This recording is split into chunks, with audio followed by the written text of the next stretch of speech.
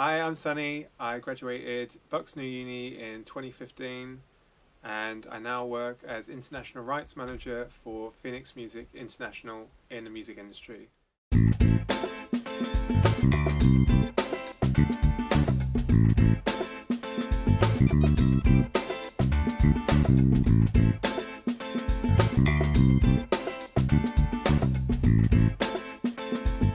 In this interview, I'm going to be talking about my time at Bucks, my experience that I got there, dissertation, and what I've done afterwards, as well as lots of advice for students.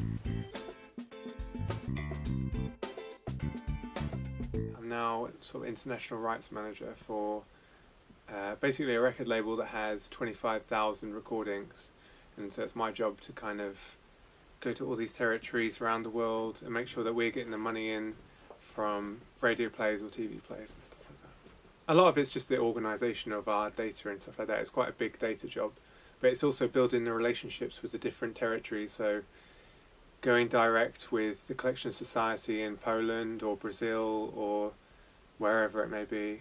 It's trying to figure out how they work, what music's popular there, because our catalogue is, we've got a real mix. So we've got pop and rock, classical, reggae, and dance as well, so it's very varied. Places like Jamaica is big for reggae, but then there's other territories where they might be big on dance but not on reggae, and it's just understanding the different locations basically. So when I first started, it was all based in the UK, who collected around the world sort of thing, but I've been going direct with all of them to basically for better data and a better relationship and everything. So yeah, it can be really tricky.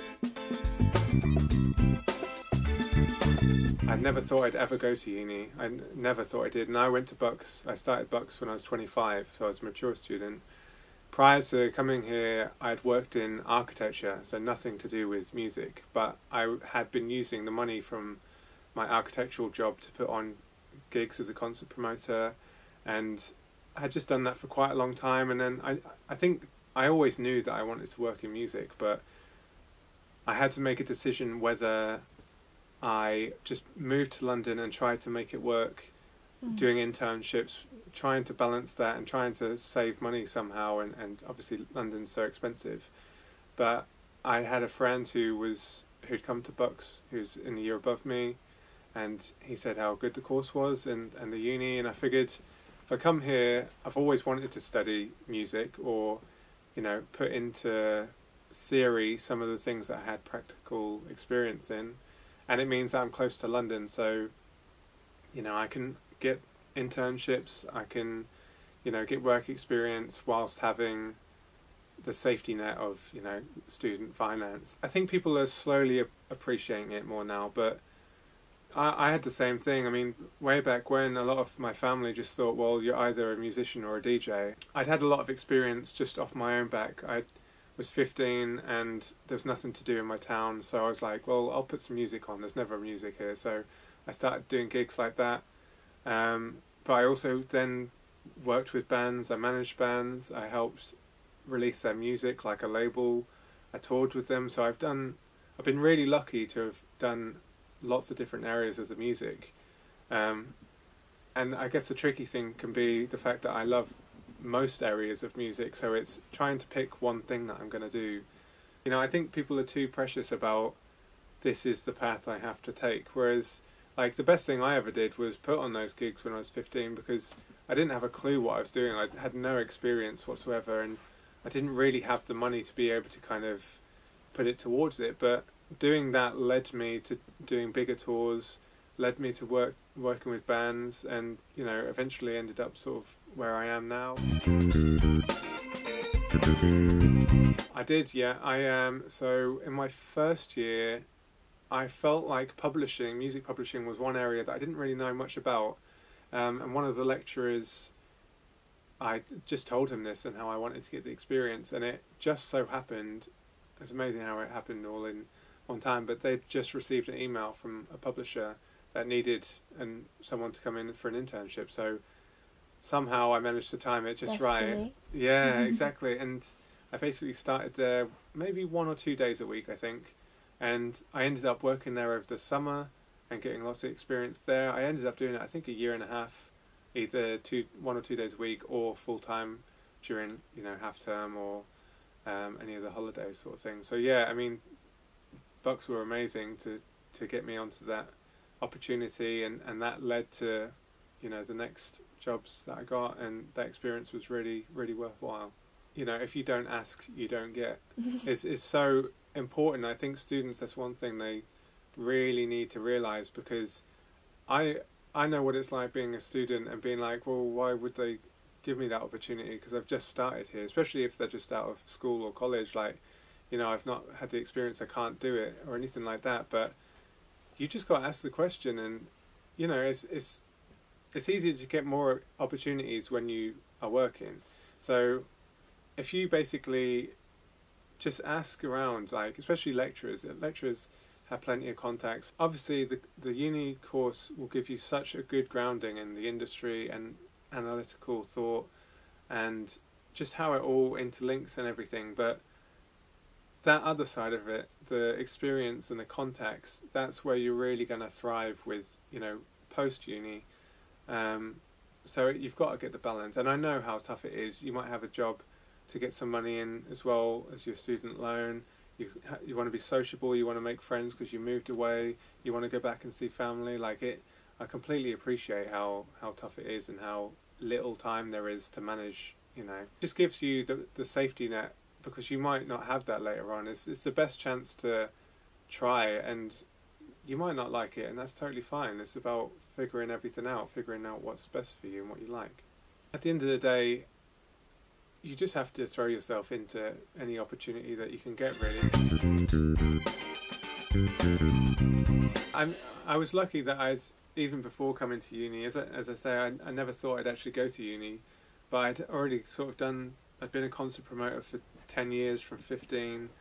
I'd sort of helped bands out, I toured with bands, and even whilst I was here, I did some European tour management, just because my friends are in bands and they needed someone to help out, so I jumped at the chance. But yeah, the internship definitely gave me a great grounding in publishing.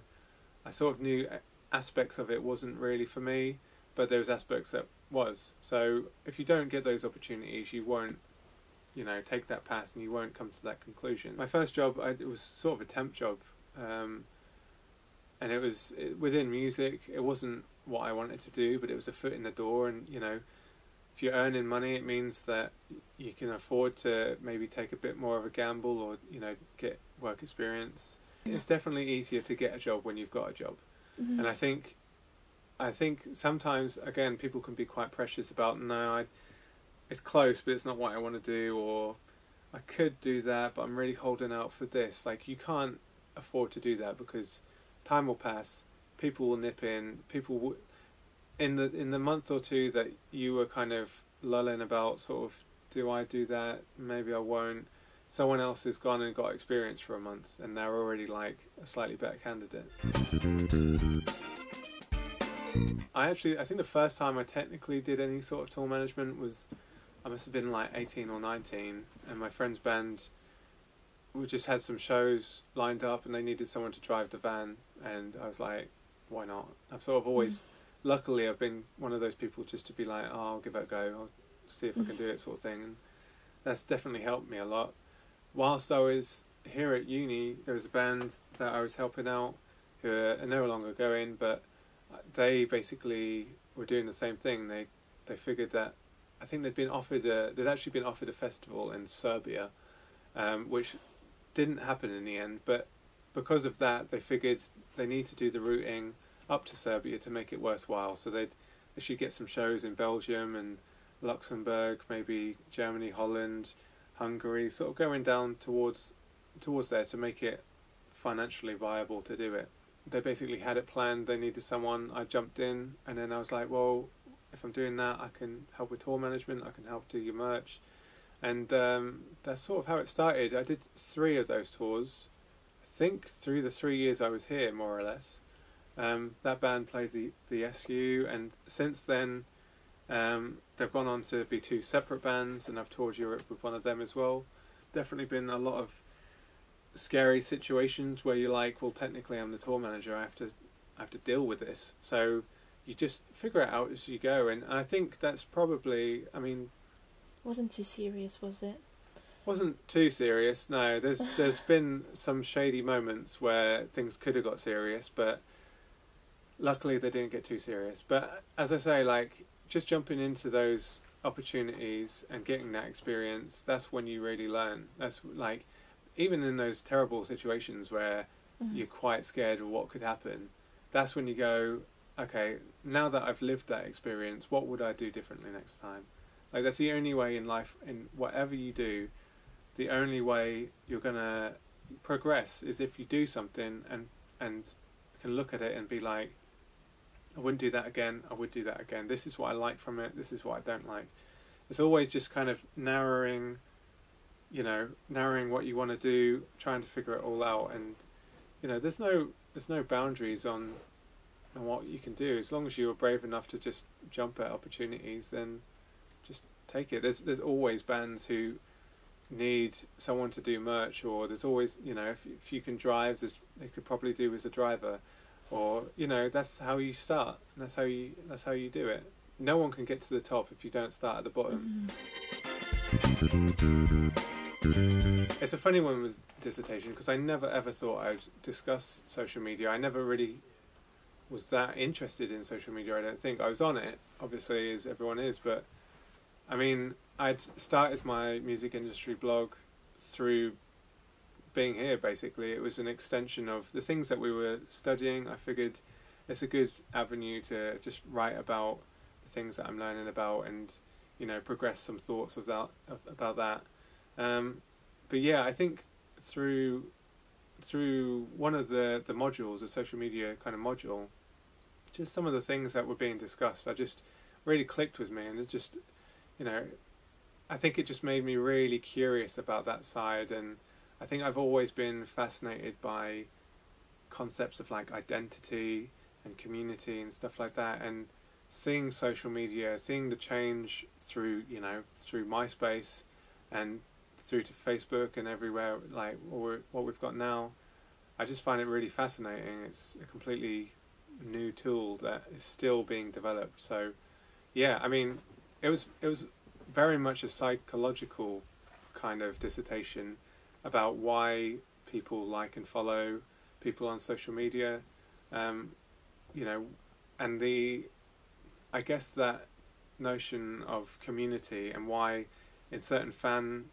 bases, fandoms, you know, you feel like you belong in that fan base. You kind of feels like a family sort of thing. And I guess with social media, like the identity and how you are perceived and the language you use and the psychology almost of what you put out. I mean, it sounds ridiculous if you're thinking about like a tweet, but at the same time, there's language, the way you structure it, the kind of keywords you say, you know, understanding your audience and understanding there's like the notion of social proof, which is we look to similar others to understand how best to behave, basically. So I found my dissertation, I know a lot of people struggle with it, and I know a lot of people kind of do it because they have to, or maybe they didn't enjoy it so much, but I loved it. Like I got to the end and was almost like gutted that it was done, because I just found it so fascinating. And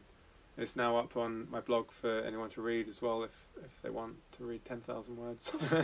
I'm such an advocate for mental health and mental health charities, and I think really investigating social media and what it does to mental health and, you know, identity in general, it can be really damaging. So I think we're still in a point where we're trying to get the balance of how much is the right amount on social media. I guess it serves its purpose for connecting people, especially if long distances and marketing and whatnot. But I mean, I'm sure plenty of people who are listening and watching have the same thing that I do, where you kind of go on a website, you launch your browser, and then you've already typed in Facebook without even realizing it. It's that kind of like automatic response of like, oh, I've just pressed and I'm already on Facebook, and I didn't even need to go on Facebook. The problem is there's the fear of missing out and feeling like you have to be on social media because otherwise you're going to miss something important, and realistically you're not going to. But I think we're closer. I think I said in class, like we're closer technologically to be able to talk to one another and keep in touch with more relationships than we're probably meant to keep in touch with.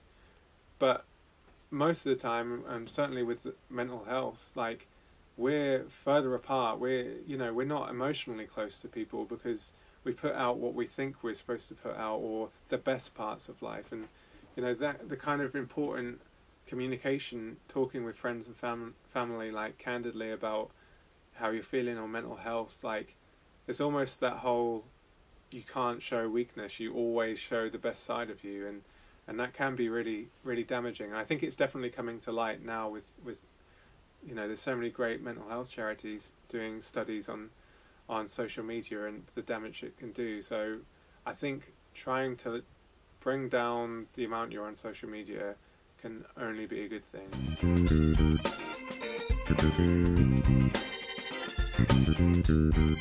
I've done some like fundraising in the past. I think a lot of it is just trying to get people to talk, because everyone has mental health. It's just the same as physical health. It doesn't, like you get ill sometimes, you feel down sometimes, and that's totally normal. And I think luckily we're starting to see a difference in people talking about it. But as social media has been so rife and people's behaviour on that and obsession with it, mental health, there's a direct correlation between that usage and poor mental health. And I've lost a close friend who was involved in like the beauty blogging world and on social media, and lost her at age 26 through mental health issues.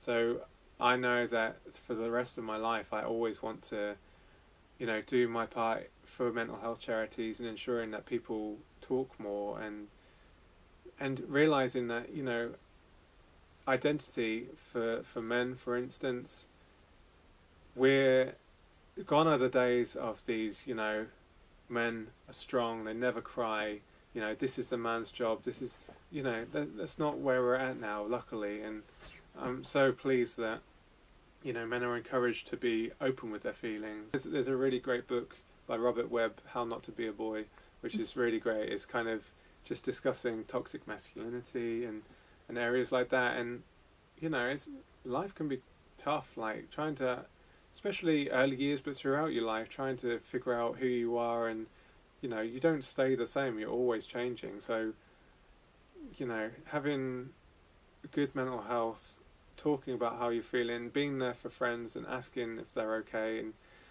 just listening is so important. I guess it's, no one wants to show signs of weakness, but I think the real weakness is truly that people will save face and just show the best side at all times, which is again the problem with social media. But I think hopefully, I'm really hoping that people open up to talk more. And I mean, there's some amazing charities, Rethink, Mind, Calm. There's some really great charities that people should look at, just for the stats and everything, and really understand what you're doing day to day, like the things you think and the way you use social media, and like who you are, what is your identity. We're at a time where we're more connected than ever, but we're more lonely than ever, I think.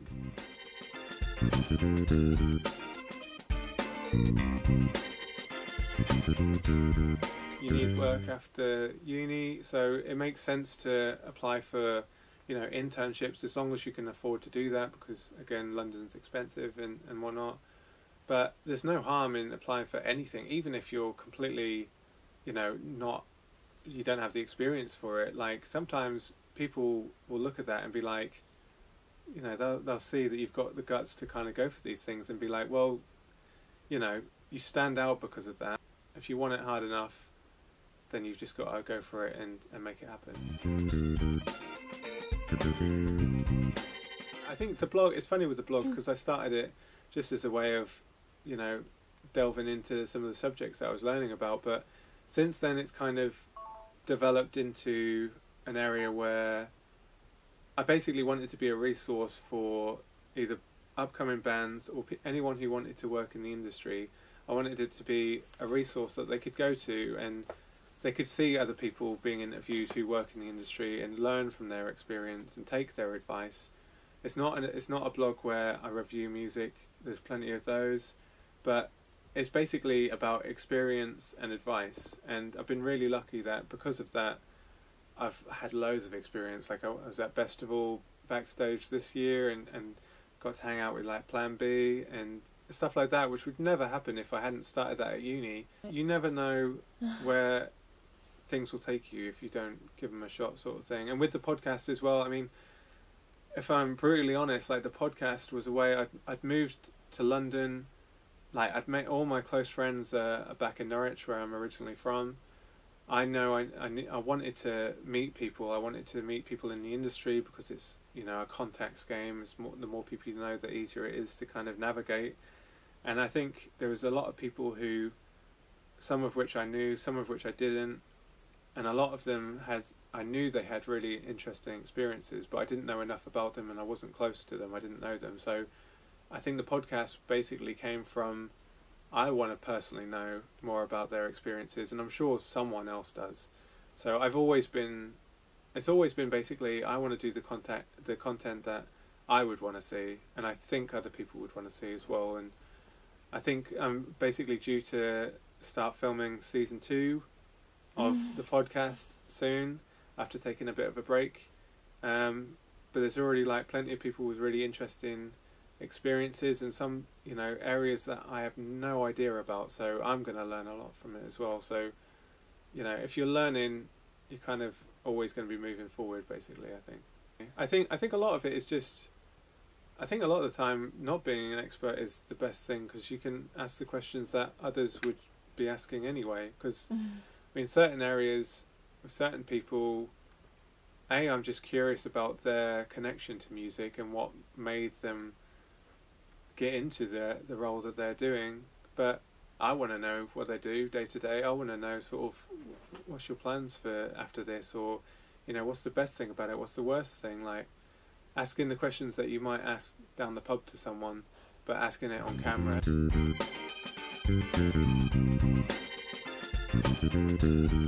I would say try and get the balance of, when you're working on it, be focused and work on it, but also give yourself time to not work on it, because I think I found it very easy to just always be working on it, but sometimes being distracted and sometimes doing a bit of it, or, you know, it's probably more healthy to just focus. Right, I'm going to do an hour. That hour I'm just going to focus on dissertation, and then I'm going to have half an hour off, and in that half an hour I can do whatever, can switch off and everything.